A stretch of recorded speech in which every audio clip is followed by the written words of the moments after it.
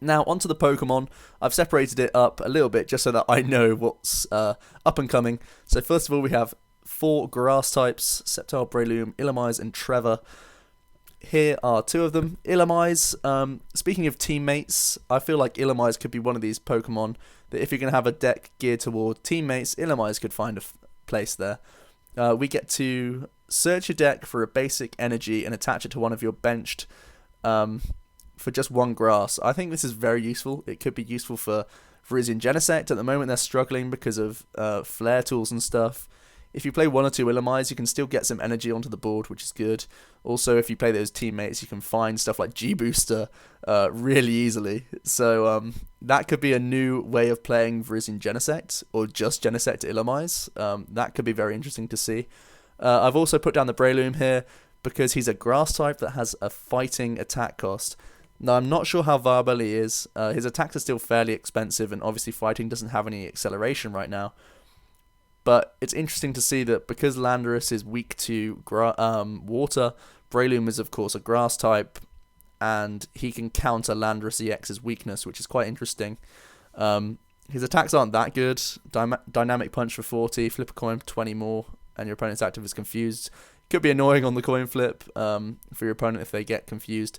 But overall, I'd rather play maybe a Leafeon that can attack for colourless energy anyway, and would probably do more damage than the Breloom.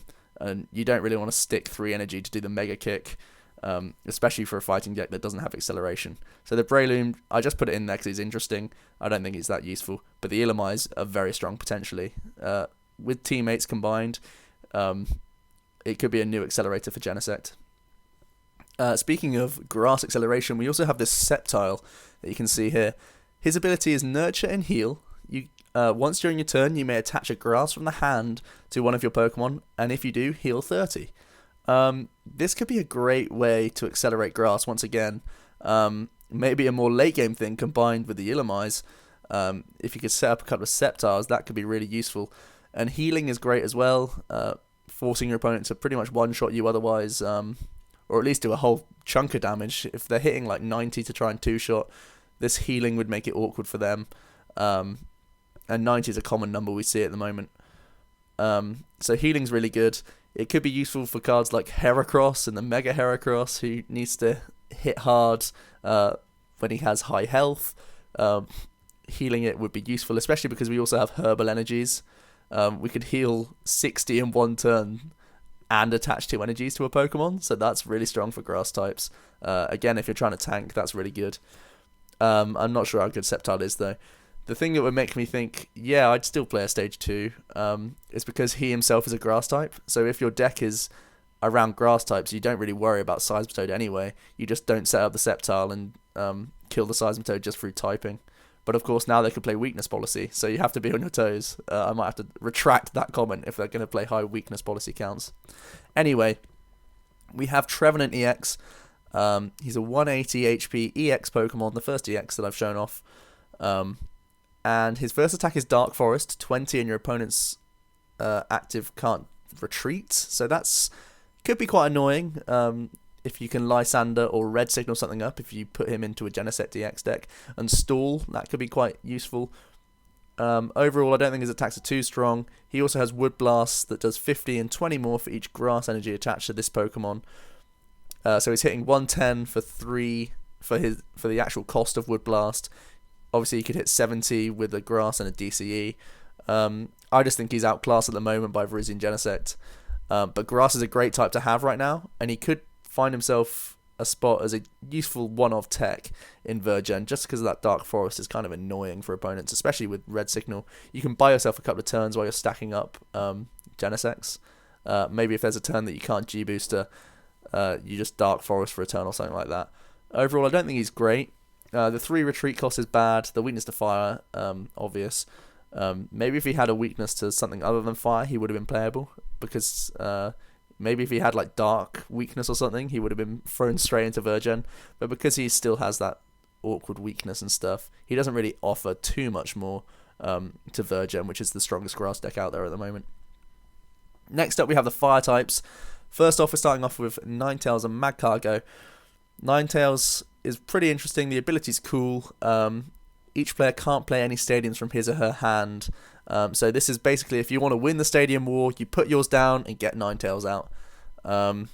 That's pretty simple. Personally, I'd rather just play a higher count of stadiums, because although you don't have it out 100% of the time, if you're going to be ability locked anyway with stuff like Wobbuffet or Garbodor, Ninetales is just a useless 2 or 4 cards in the deck, depending on how many Vulpix and Ninetales you want to run. You're not going to use Ninetales for his attack, that's for sure. 70 and Sleep is not really good enough for fire types at the moment. So I'd just play a high stadium count instead of Ninetales, but the ability is useful. And next we have Magcargo, and this is the first one where I'll show you the barrier ability.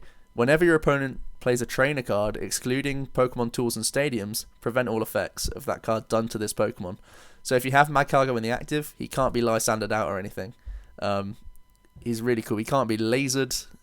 So many things he just protected from. He can't be enhanced hammered or anything like that.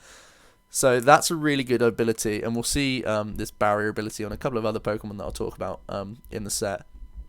And because he's a fire type, he's going to be very strong at killing grass types. For a fire and a DCE, we have Indomitable Blaze. Interesting text, but it does 60 and 60 more to EX Pokemon, so it's like the Gold Breaker attack, but it's a fire and DCE instead from the old Bouffalant. And this is obviously going to wipe Genesects and Virizions off the face of the earth if we use this against them. And of course, because they're fire types, they can have acceleration via Blacksmith, so you could potentially get a Magcargo going out of nowhere, really. You can attach 3 energy in one turn with the manual and the Blacksmith. So potentially this is a good card, but the fact that you have to play fire energy in your deck anyway, I'd rather play other fire type attackers to deal with Virgin. But he is a 110 HP non-EX that can knock them out, so that's pretty useful. Ram for 2 energy for 30, just rubbish, but his second attack is kind of good. Next up we have Torchic, and this has a different ability. Not ability, what they're called. Oh god, I can't remember what they're called, but it's not an ability, so it doesn't get shut down by Garbodor. I'll probably put an annotation when I remember the word. But basically, Torchic's one is Barrage, and this Pokemon may attack twice. And this Torchic has got a lot of buzz at the moment, because obviously he can attack twice, he's a fire type, and for 1 fire energy you can do Claw that does 20, Flip Coin if Tails does nothing. But if you attach a Silver Bangle to Torchic, you're doing 50. And if you flip 2 heads on a Genesect EX or a Virizion EX, you knock them out for 1 energy. That is madness. So a lot of people are hyping Torchic just as a interesting counter to Virgin. His first attack is actually Flare bonus, and basically it's the same as a Fiery Torch, that you get to discard a fire from the hand and draw 2 cards. Obviously you could use that twice to potentially draw 4, and that can be used as early as turn 1 with just the 1 energy cost. I'm not sold on Torchic personally because of the coin flip. I don't think it's that good of a Virgin counter. There's better ones out there like Flareon and stuff, but people are hyping it, and it's a cool artwork nonetheless. The next DX we have is Camerupt DX, 180 HP, pretty good. 4 retreat costs, so he's pretty fat. He's got a weakness to water, which is kind of bad, because Kyogre is going to be an influential card this set. He has 2 attacks, one for a fire colorless does 30, flip coin 30 more, that's pretty meh. And then he has Explosive Jet, which does 50 times the amount of fire energy you discard from any Pokemon you like. So you can discard them from the Camerupt, all 4 of them, or 2 of them if you have a DCE on you, for the attack cost to do 100. If you have some sort of accelerators on the bench, you could get them off there. There's not too great a fire acceleration other than the Blacksmith right now. So I think Camerupt's not too good, but we've seen attacks that do 50 times before in Magnezone EX. Not Magnezone EX, Magnezone Prime, that's what I mean. His was 50 times the amount of energy you put into the Lost Zone from all your Pokemon in play, and that was obviously an extremely popular card, and that was a stage 2. So Camerupt might be one for the binder for now, but could shine in future sets. So Explosive Jet, it's a strong attack, no doubt. At the moment, it's just a bit awkward to get all these fires in play. We do still have Emboar in the set, or in format, I should say. But I feel like that's kind of a clunky deck and would just lose to Kyogre straight away. So on to the water types. Speaking of Kyogre, here are two cards that could actually help out Camera, because they both have the Alpha Growth thingamajigger, and when you attach an energy card from your hand, you can attach two. So if you want to set up a Camerupt, attach 2 energy to something like a Gorobis or a Wishcash, you both have the same ability, and it's going to help you out a lot more. So you could Blacksmith 2 and attach 2 to a Gorobis to get 4 in play. So potentially you could Explosive Jet for 200 each turn, but obviously that's going to be kind of tricky to pull off every turn. I've mentioned these two just for their Alpha Growth ability. Very interesting, helps you get your energy from the hand onto your guys a lot quicker. Stuff like Scramble Switch, Energy Switch, all of these things could be useful if you just put these guys on the bench. In terms of attacks, Gorobis can do 30, flip a coin. If heads, they're paralysed. Not too strong. And Wishcash, Water Gun for a water double colourless for 40. Not good at all. Earthquake, 2 water, 2 colours for 120 and 20 to each of your own bench Pokemon. Obviously we can have Mr. Mime to mitigate that. Maybe we could have Outrages to capitalise on that. But I think Earthquake is just too expensive for a Pokemon with only 110 HP. Even though you can attach 2 a turn, it's just not good enough. Maybe if it was a 3 energy cost, it would be good, because we could like attach a DCE and a water in the same turn so that we could Earthquake straight away. But 4 is just a bit too expensive for my liking. Regardless, those 2 growth abilities are fantastic, and we'll see how good it is on a different Pokemon in a moment. Next up, we have Milotic, 110 HP. It's got an attack. We're not going to worry about it though. It's all about the ability here. When you play this Pokemon from your hand to evolve one of your Pokemon, you may put a card from a discard pile into your hand. So it's pretty good. You can grab back anything, Pokemon, energy, whatever you need for the situation. It's pretty good. It's like a dowsing machine, but you can also grab Pokemon and energy. So obviously that's a popular card. Milotic, the fact that you'd have to play maybe a 1-1 or a 2-2 line of it makes me think that it's not going to be so strong, especially because the Feebas only has 30 HP.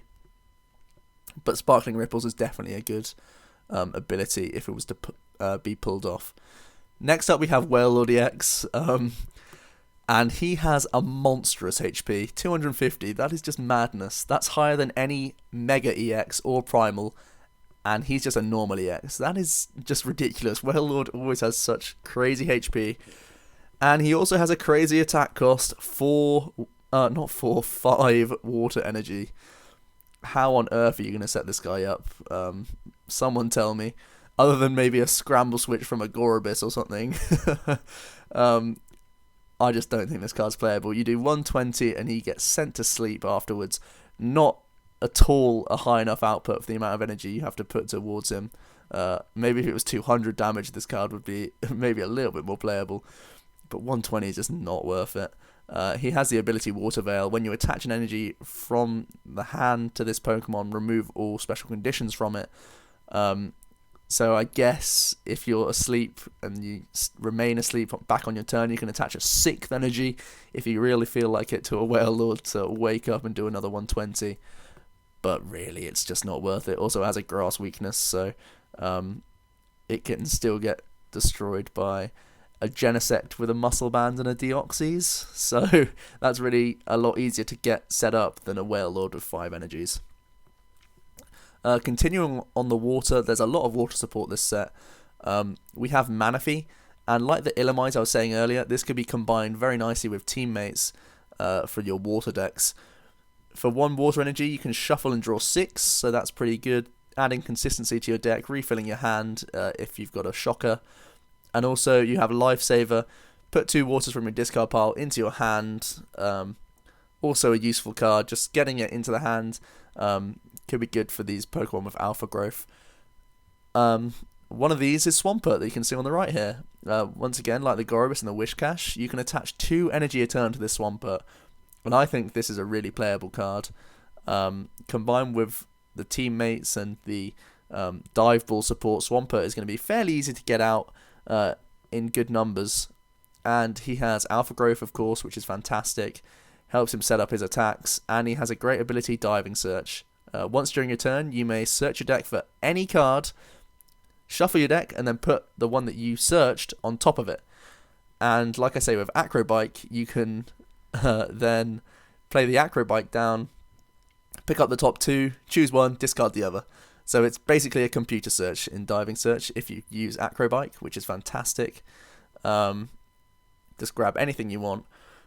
Really good. It could be rare candies for more Swamperts, I don't know. It could be anything, really. It could be more energy to attach to your Swampert, who knows. But he has Hydro Pump, 40 plus 30 more for each water energy attached to this Pokemon. So you're doing 130 if all your energy for the attack cost is waters, which is likely because you do have growth. You can charge this attacker up in one turn with a DCE and then a water to hit for 70, which isn't too bad. I mean, we can put a silver bangle on that and then make it 100, which is two-shotting EXs, which is really good.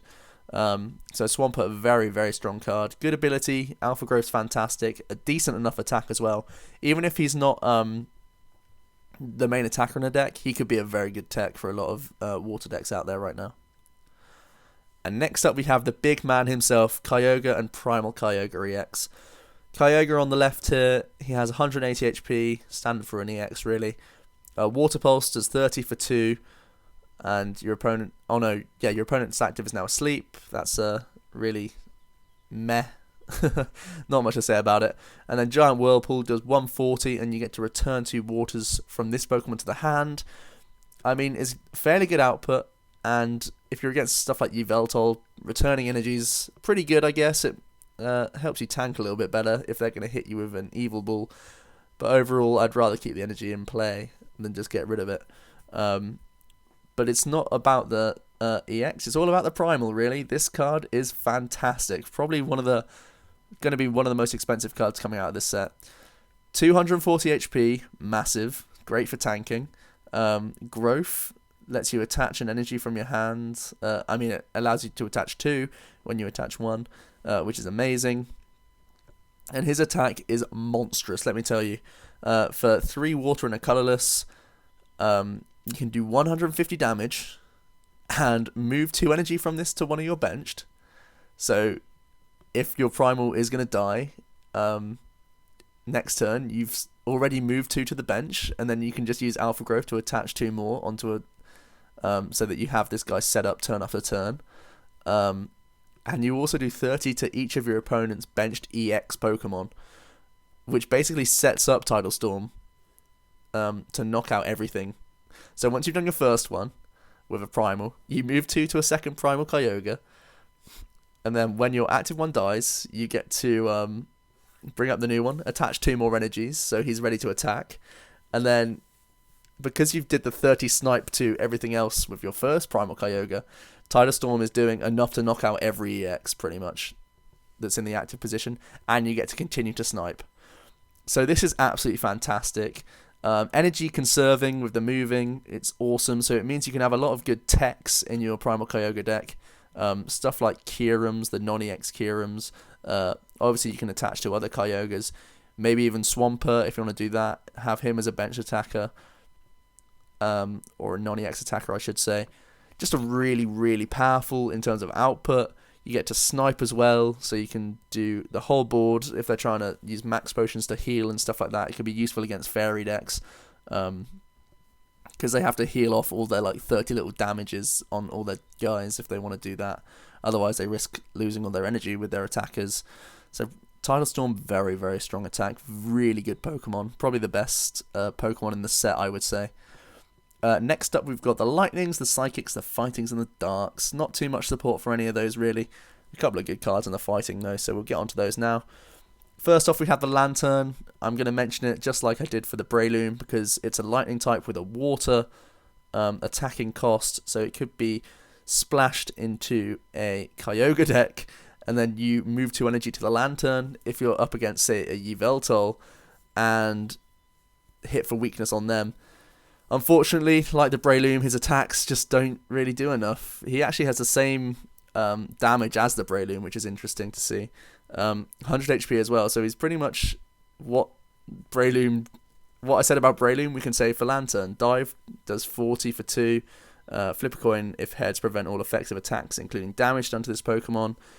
I mean, it's good if you get the flip, but not really that good anyway, because you're only doing 40. You'd want to play the Lantern just for the weakness game, really.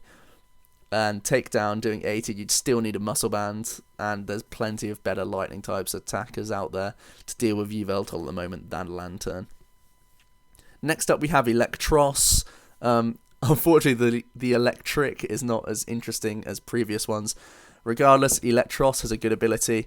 As often as you like during your turn, you may move a basic energy attached to one of your bench to your active Pokemon. That's as often as you like. So for these growth Pokemon like Primal Kyogre, you can basically use it as acceleration. If you have a growth Pokemon on your bench and also an Electros, you can attach 2 for the turn onto your growth guy and then use Energy Connect to move 2 energies onto your active. It's quite a difficult setup, I'll admit, but it's a way of getting acceleration onto the board for all types of different energy, which is something we've not really seen before. So Electros is pretty useful.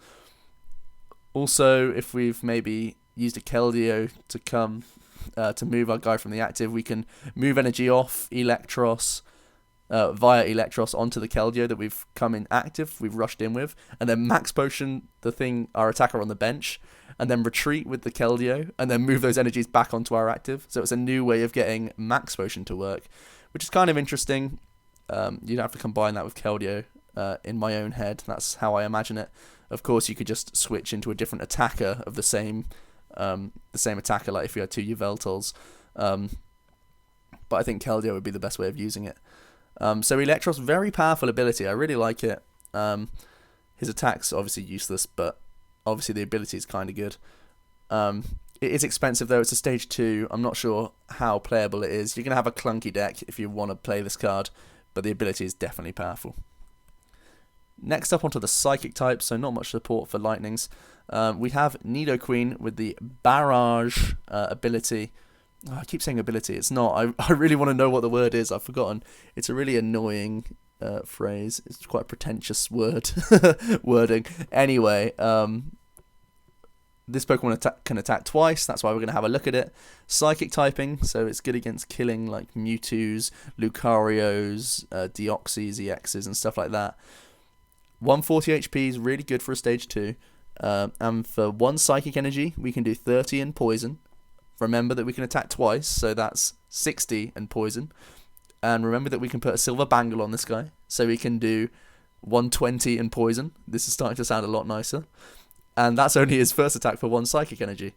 Next up, we have 2 psychic and a colorless cost. Don't forget that we can have Dimension Valley on this guy. So it's let's just say for 2 psychics, we can do 70 and 20 to ourselves. But again, with Silver Bangle, we can do 200 and 40 to ourselves. That's really strong. I don't think you have to be a mathematician to know that that is a very, very strong attack for 2 psychics. If we have stuff like EXP shares and stuff to keep these psychics in play, potentially Nidoqueen is going to be a good card. The issue is, once again, stage 2, difficult to set up. Although the attacks are fairly cheap and the output can be good, I'm not sure if this is going to be a playable card. Continuing with Psychics, we have Tentacruel, a stage 1 with 100 HP, and we can do Dancing Tentacles for a colorless, or if we have Dimension Valley in play, for free, and your opponent's active is now confused and poisoned. That's very annoying. Could be some sort of lock deck with Dragalge. I don't think Tentacruel is too strong though, but the attack is interesting, especially for free. You could play a no energy deck and do some poison and confusion and stuff like that. Interesting card. Also, he has Stick Absorb for 30, and you get to heal 30 from this Pokemon. And the defending can't retreat. So it sort of combines well with his first attack, that it prevents your opponent retreating. And with Dimension Valley, it's only a 1 psychic attack. So it's kind of useful, I guess. Someone could find a good home for this card. The combination of attacks are kind of annoying and useful. So He could sprout up in different decks, but at the moment I'm not feeling creative enough to try and play him. We also have the Starmie. Very interesting attack on Starmie as well. It has Synchro Star, 10 damage, plus 60 if you and your opponent's active have the same amount of energy. And the way I can see Starmie being a real threat is, in a Dimension Valley deck, you can Lysander up things with no energy, and then hit for 70 damage with Starmie. He has a no retreat cost as well, so you can just bring him up and then take him back out or let him die or whatever. And he's a way of getting a whole lot of damage onto your opponent's Pokemon for no energy, which is really cool. So Starmie could find a way into Dimension Valley decks. It's a cool concept either way. Also, we can of course attach like a colorless energy or a DCE or whatever, and match up the numbers that way. But I think Starmie would be most effective catching stuff up. Again, Psychic typing's good. I mean, think about Deoxys sitting on the bench. You can put a Muscle Band on a Starmie and knock that out for free. So that's really strong. Starmie's good. Next up, onto the fighting types. We've seen the Rhyperior earlier. I said how he can be useful with Maxi. 160 HP is ridiculous. Really good for a stage 2. He also has the barrier ability, so he can't be Lysandered up or anything. So that's good. So he's a bench sitter that can stay on the bench all game. There's no worry about having to play switches or escape ropes to get rid of him if they want to stall. None of that against Rhyperior. He also has the ability Rock Wall, reducing 10 by your opponent's attacks. Really good stuff. You can use it on high HP Pokemon to try and tank attacks, which is useful. And obviously it's stackable, so if you were to have 4 Rhyperior in play, all of your Pokemon are reducing 40 done to you. So that's crazy. Remember, we do have Karina, so we could rare candy into Rhyperiors fairly easily, using Karina to get the candy and the Rhyperia, remember. So it's actually more achievable than you might think, especially with Maxi as well. We could get multiples of these onto the field and start reducing a lot of damage to our guys. And remember, it doesn't have to be fighting types. That could be any deck. So that's cool. Next up we have the Medicham, and just like the Nidoqueen, this is a potential good non-EX attacker because we have Barrage, so we can attack twice a turn. We're doing 90 damage, and... Oh no, we're not doing 90 damage. We've got 90 HP. Our first attack for a colourless is 30 heal. That's not too good. But we do have Yoga Kick that does 30 and is not affected by weakness or resistance. And of course, Medicham has access to strong energies, muscle bands, fighting stadium. So Yoga Kick can do a whole lot of damage if you think about it. And of course, we're attacking twice. So it may not look like it, but Medicham could be a very heavy hitter in the format. So that's interesting to see. Finally, for ground types, we've got Groudon EX, 180 HP. His attacks are both fairly mediocre. Ripclaw for a fighting and a colourless does 30. Flip a coin if head, discard an energy. Kind of nice if you get the flip, but you're not going to really base the deck around that attack, are you? And then we have Massive Rend for 130 for 3 fighting and a colourless. Next up, we have Primal Groudon EX, 240 HP. A ground type. He has barrier as well, so also great. He can't be flare tooled, he can't be enhanced hammered, he can't any of that. You just say no, you can't do it. I've got barrier. 240 HP makes him a real tank, and his attack is Gaia Volcano. It does 100 damage, and if there's a stadium in play, discard it and do 200. So not only is he big HP, he's also a very heavy hitter. And remember, with strong energies and stuff like that, we can easily be hitting like 240, which can actually knock out Primals and Mega EXs from full HP. So that's absolutely monstrous. On to the Dark types now, and we have Sharpedo EX. Probably the worst EX in the set, if I'm honest. 170 HP, it's a bit on the low side for an EX. He has 2 attacks, one for a Dark and a colourless does Hunt. Switch your opponent's benched with his or her active and do 30 to the new active Pokemon. It's just not really enough damage. The switching can be annoying if they're going to have trouble getting out of the thing you bring up, for stalling potentially, but really Hunt's not that strong. His second attack, Jagged Fang, for 2 dark and a colourless, does 100 and discard an energy attached to this one and your opponent's active. Basically, there's just better Dark-type attackers out there. Yveltal, even Darkrai is probably better than using Sharpedo as an attacker. Sharpedo also has a lightning weakness, just like Yveltal, so he's not going to help out in having a different weakness than the Yveltal EX, so he's not even going to be put into that sort of deck. Sharpedo is just outclassed, really, by better Dark types at the moment.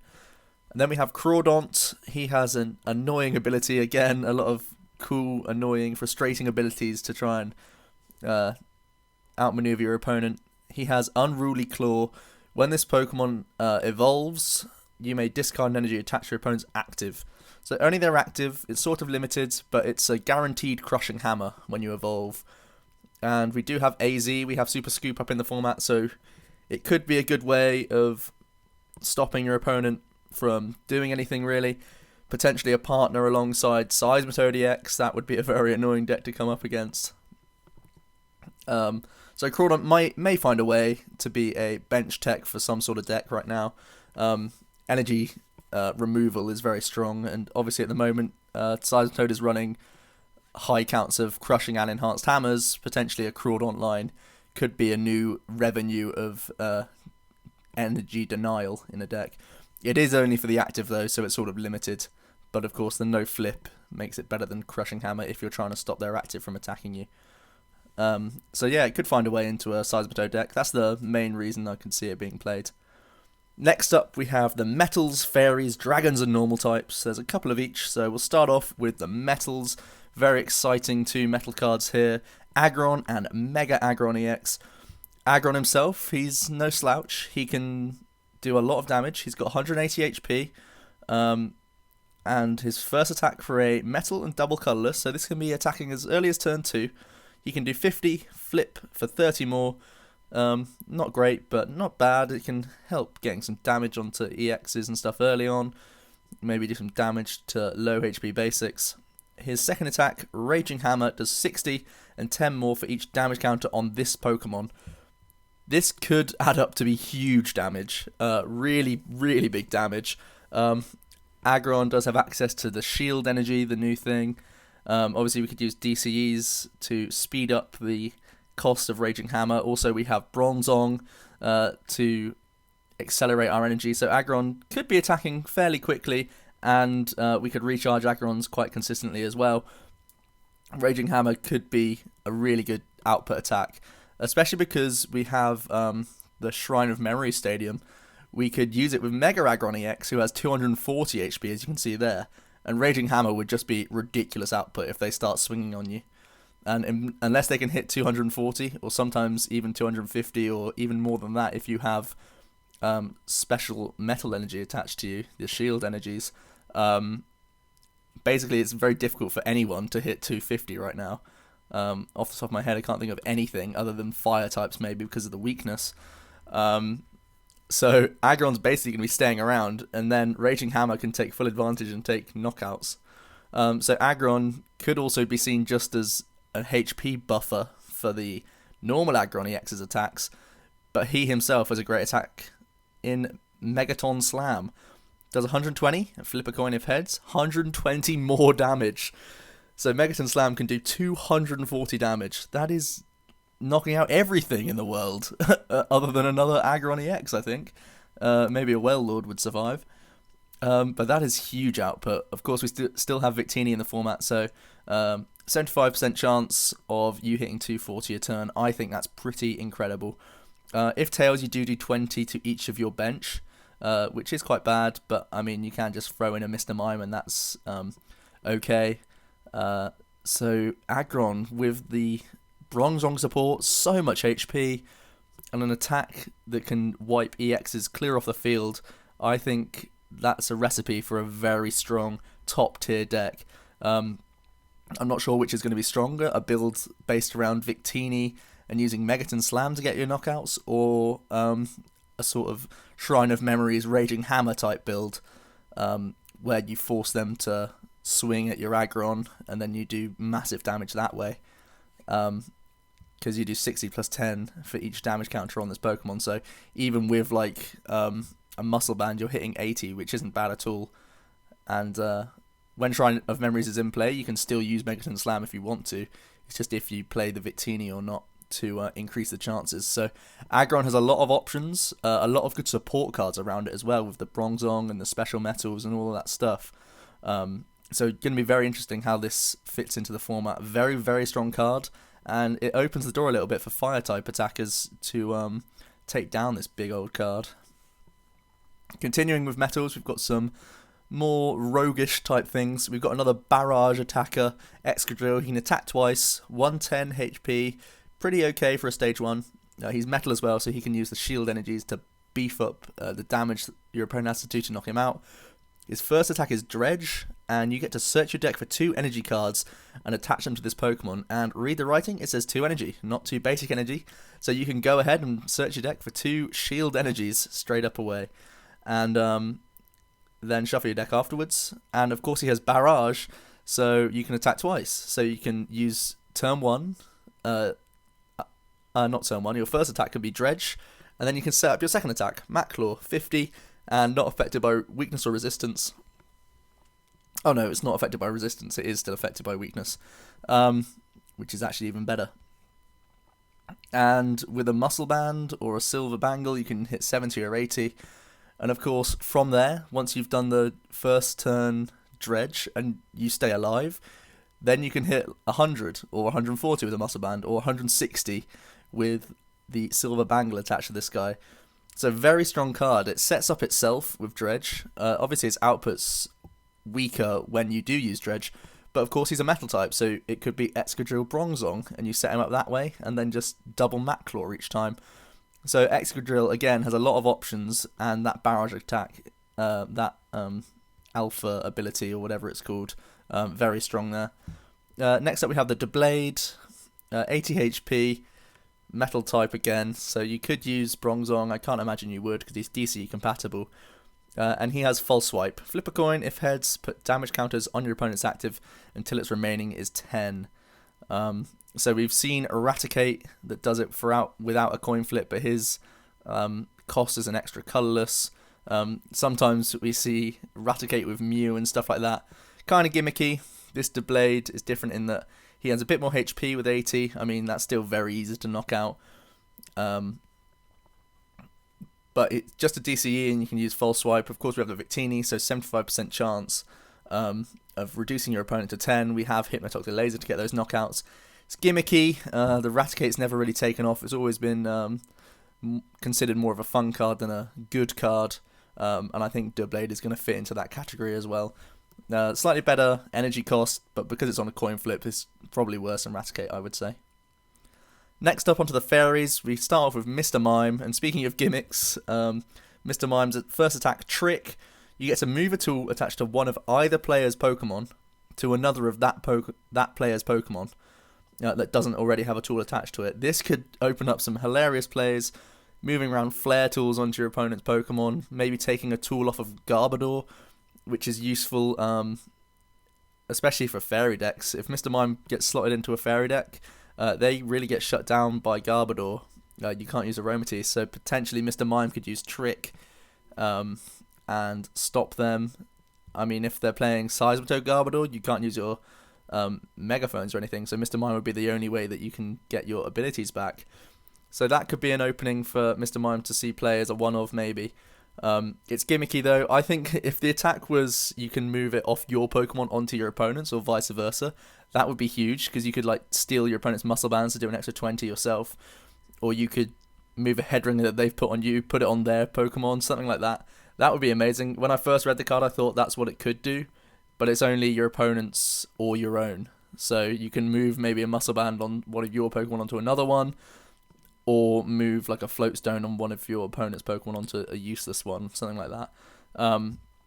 It's okay, really. The attack's gimmicky. I mean, in certain situations it would be a really powerful attack to have, but for the majority of the time it's going to be a useless card, really. So, fun attack, interesting to see, new mechanics and stuff like that in the game is always interesting, but it's not that strong, really. Next up we have the next Mega, and that's Gardevoir and Mega Gardevoir. The normal one has 170 HP, obviously it's a fairy type, and the first attack does Life Leap for 20 and heal from this Pokemon the same amount you did. So potentially with a Muscle Band you can heal 40, useful for early game maybe, for Aromatisse type decks, but normally we're going to have the Max Potion engine anyway. The damage isn't too good. Its second attack, Shining Wind, does 100 for 3 fairies, which is good really because we do have acceleration for fairies.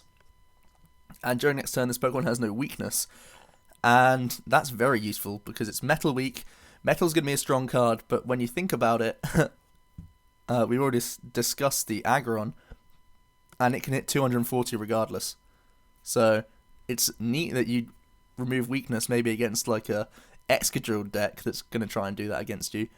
But against Aggron, it really just doesn't stop them at all. Next up, we have Mega Gardevoir EX. It has 210 HP, and it has an attack called Brilliant Arrow. For 1 fairy and 2 colorless, does 30 times the amount of fairy energy attached to all of your Pokemon. So basically, it can be a late game finisher for an Aromatisse type deck. If your strategy's been pulled off really well throughout the game, you've got off a couple of Geomancies, you've been able to retain all your energy on the board with Aromatisse effectively, you bring up Mega Gardevoir and you Brilliant Arrow for a whole lot of damage. If you have 5 in play and maybe a Muscle Band on the Gardevoir, you're going to be taking knockouts on EXs and stuff like that. So, and it is quite easy to keep that much energy on the board for Aromatisse if their strategy is pulled off effectively. So potentially it's a very strong attacker for fairies. 210 HP makes it another good tank as well for the fairy deck. It has resistance to dark, so obviously it's going to have a decent Yveltal matchup because they're going to have to hit 230 to kill this guy, which is obviously difficult. So yeah, Gardevoir could be an extra attacker in a Aromatisse deck. I'm personally not a huge fan of it. I think there's better attackers. I like the Fairy Toolbox deck more than just a straight fairy deck regardless at the moment. The Florgus build I'm not a big fan of personally, but it's a pretty useful card I think, and another option for Aromatisse decks. Next up we have the Dragon types, only a couple of notable ones here. The Kingdra is actually the pre-release promo, so if you're going to go to any pre-releases you're going to get a playable rare, I would say. Dragon type, 130 HP, and it has that alpha growth so that you can attach 2 a turn to this Kingdra. His first attack does 0 damage, but you get to search your deck for 4 basic energy and put them into the hand. So that sets up your growth plays. Obviously, you can be end and stuff to make it a bit useless, but still you get those energies accessible to you. And your attack is Dragon Blast, your second attack, for 2 water and a lightning energy, 150 damage, which is a whole lot for a non-EX Pokemon. And you discard a water and a lightning attached to this Pokemon. Obviously, you can growth them back onto yourself next turn. So technically, you could chain Dragon Blast, and if your opponent can't hit 130 damage, they could be in real trouble because overall you've hit 300 damage with a Kingdra, which is only 1 prize even if they knock it out. No, the issue is, of course, it's the same old thing. It's a stage 2. You'd have to build a deck around Kingdra if you really wanted to play it. You do still have the other Kingdra as well, from Plasma Freeze, that does more damage the more water and lightnings are in the discard, so these two could combo off quite nicely.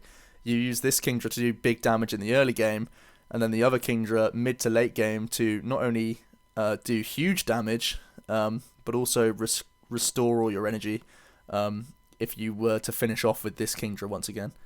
Then we have the Flygon, 140 HP, and it's all about the ability for this guy. Sand Flap. Once during your turn, you may choose either player, and that player shuffles his or her hand into his or her deck and draws 4.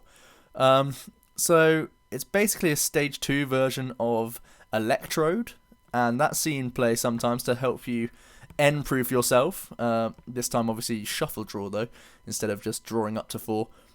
And the added bonus is that you can also use it as disruption for your opponent. If they've got a hand of X many cards and you don't want to use an N because you wouldn't really get many out of it, you can use Sandflap, take them down to a 4-card hand, and then use something like a Juniper for yourself to try and hunt for some better cards. So Flygon does offer some good utility in that it end-proofs yourself late game, and it can also, in between those turns or during the game, you can try and disrupt your opponent as much as possible or as many times as possible. So that's interesting. Overall, though, it's the same old thing I keep saying. Stage 2, difficult to get out. The ability's nice, but it's just not really that achievable.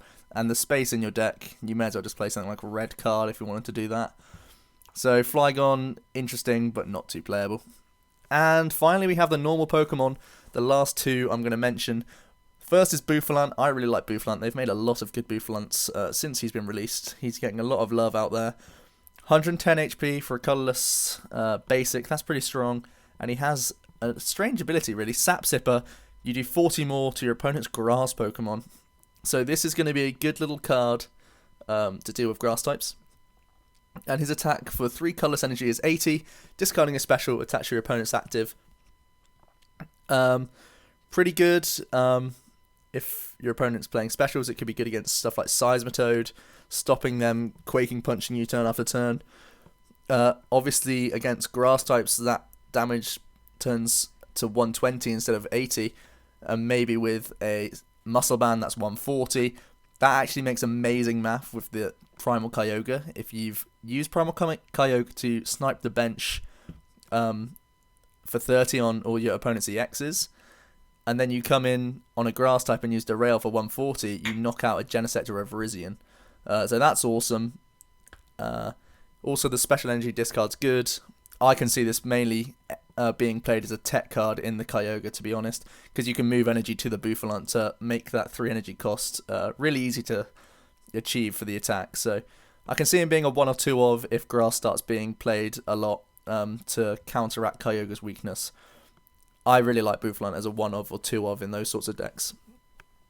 And finally we have Bunnelby, another barrage attacker.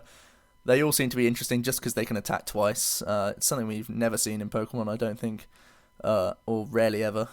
I can't think of any off the top of my head. And Bunnelby can use Burrow to discard the top card of your opponent's deck. Obviously that becomes 2 discards. I mean, it's no Durant, but it's still a way of decking out your opponent, I guess. And his second attack, for the same energy cost of 1 colourless, Rototilla? I don't know. I don't know how to pronounce that at all. But you shuffle a card from your discard pile back into your deck. So you can use that twice, be a bit of a junk hunt type thing, but instead of the hand, it's the deck. Really not as good as Sableye at all. But that's just what it reminds me of, because you're returning stuff to the deck. Obviously, it's not just trainers, though. It's any card you want. So if there's certain things that have died, you can get those back. Maybe some special energy if you've been hammered away or something. Bunnelby can retrieve everything. I don't think it's too good. But maybe if you're playing teammates, Bunnelby could be a good vanilla lead for whatever you want to use to restore some stuff in the early game that you've used in your first turn, and then reap the rewards of teammates. But overall, I don't think Bunnelby's that good. So that is the set, guys. I hope you enjoyed. This has gone on for absolutely ages. I did not know I could talk for that long. And my throat is finally dying. So there's the set review. I really hope you enjoyed. Leave a comment down below about what your favourite card of the set is. What's your favourite Pokemon and what's your favourite trainer card? I'll ask those questions for you guys. Please like if you did, and if you stayed to the end, really well done to you. And I'll see you next time, guys. Probably back on PTCGO. I'm looking to get a Manectric video out next for you guys. And I think Jack is looking to do Florges as well. So good stuff in the pipeline, and I will see you next time.